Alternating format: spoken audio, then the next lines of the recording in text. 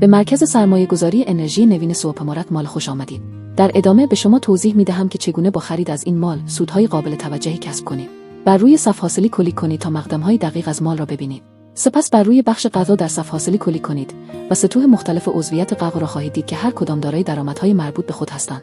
برای باز کردن سطح واقع انتخابیتان کلیک کنید، تایید را بزنید، کیف پول خود را انتخاب کنید، آدرس کیف پول را کپی کنید، سپس کیف پول صرافی خود را باز کنید، آدرس کیف پولی که قبلا کپی کردهایت را بچسبانید و مبلغ مورد نیاز برای بسته غذا انتخابیتان را ارسال کنید.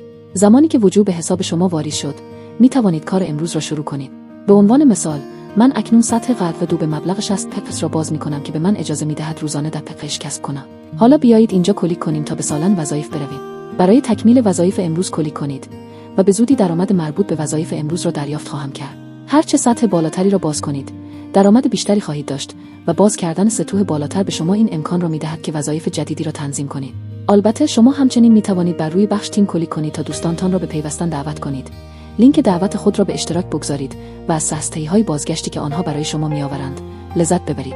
پس از کامل کردن وظایف به صف حاصلی برگردید. اینجا کلیک کنید تا برداشت کنید. مبلغ، آدرس کیف پول و رمز عبور خود را وارد کنید و برای برداشت درآمد خود تایید را بزنید. اینجا کلیک کنید تا اپلیکیشن مال را دانلود کنید.